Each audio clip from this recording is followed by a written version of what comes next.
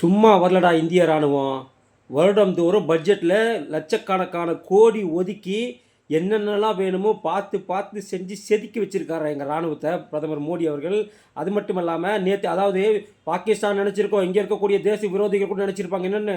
இப்போ தானே அவர் வந்துட்டு எல்லாருக்கும் வந்துட்டு ஒத்திகை பார்க்க சொல்லியிருக்காரு. அதனால் இன்றைக்கி தாக்குதல் இருக்காதுன்னு நினச்சிருப்பாங்க. ஆனால் நைட்டு 1 மணிக்கு 9 இடத்துல தாக்குதல். அதுவும் பாகிஸ்தான் ஆக்கிரமிப்பு காஷ்மீரில் பாகிஸ்தான் இராணுவத்தின் மீது தாக்குதல் கிடையாது, அங்கே இருக்கக்கூடிய பொதுமக்கள் மீது தாக்குதல் கிடையாது. அங்கே இருக்கக்கூடிய லஷ்கர்-இ தொய்பா, ஜெய்ஷ் இ முகமது ஆகிய தீவிரவாத இயக்கங்களுடைய நிலைகள் மேலே 9 இடத்துல துல்லிய தாக்குதல் நடத்தி ரிட்டர்ன் வந்திருக்கு நம்ம விமானப்படை. கிட்டத்தட்ட 80 பேர் மேலே கொல்லப்பட்டிருக்கிறாங்க. ஒன்று தெரியுமா உங்களுக்கு? இந்த சிந்தூர் இந்த தாக்குதல் நடத்தி தீவிரவாதிகள் ரத்தம் சிந்த வச்சது யாருன்னு நினைக்கிறீங்க? 2 பெண் கமாண்டோக்கள். ஆமாம், ஒருத்தவங்க வந்து ஏர்ஃபோர்ஸில் இருக்கவங்க, ஒருத்தவங்க வந்து ஆர்மியில் இருக்கவங்க. 2 பெண்கள் சேர்ந்து இந்த மிகப்பெரிய ஒரு தாக்குதலை நடத்தி இருக்கிறாங்கன்னு சொன்னால் பாகிஸ்தானை அசிங்கமாக இல்லை உனக்கு? ஒரு அம்மா உங்ககிட்ட பேசிச்சேன், நாங்கள் ஒன்றும் வளையல் மாட்டிலன்னு. இன்று வளையல் மாட்டி கொண்டிருந்த பெண் சிங்கங்கள் தான் உங்களுடைய ஆக்கிரமிப்பு காஷ்மீர் பகுதிக்குள்ளே நுழைஞ்சு 9 இடத்துல தாக்குதல் நடத்தி வெற்றிகரமாக திரும்பி வந்திருக்கிறாங்கன்னு சொன்னால் அசிங்கமான தூக்கு மாட்டி தொங்குகடா நீங்களாம். உங்களுக்கெல்லாம் இராணுவம் ஒரு கேடா?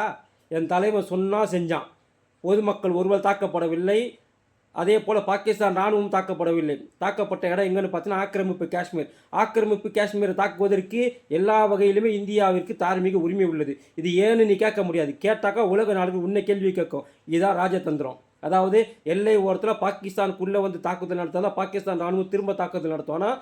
இந்த தாக்குதல் பாகிஸ்தான் ஆக்கிரமிப்பு காஷ்மீரில் நடந்தது. அதனால் உங்கள் இராணுவம் 9 துவாரத்தையும் மூடிக்கிட்டு அங்கே தான் இருக்கணும். மீறி தாக்குதல் நடத்தினா நாங்கள் சொன்னோம் இல்லையா, முதல்ல நாங்கள் தான் தாக்குதல் நடத்த மாட்டோம், நீங்கள் தான் தாக்குதல் நடத்துவீங்கன்னு. இப்போ ரோசம் ஈனமான இருக்கிற இராணுவமாக இருந்தால் என்ன பண்ணணும்? தாக்குதல் நடத்தணும். அப்போது முதல் தாக்குதல் உங்களதாக தான் இருக்கும், எங்களுக்கு கிடையாது. ஏன்னா நாங்கள் இராணுவத்தை தாக்கலை.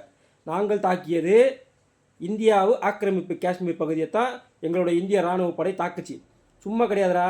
உலகத்திலேயே மிகப்பெரிய 13 லட்சம் இராணுவ வீரர்களை கொண்ட தரைப்படை இந்தியாவோட தரைப்படை. விட்டுருவோமா அவங்கள? கண்டிப்பாக பழி தீர்த்தே தீர்வோம்.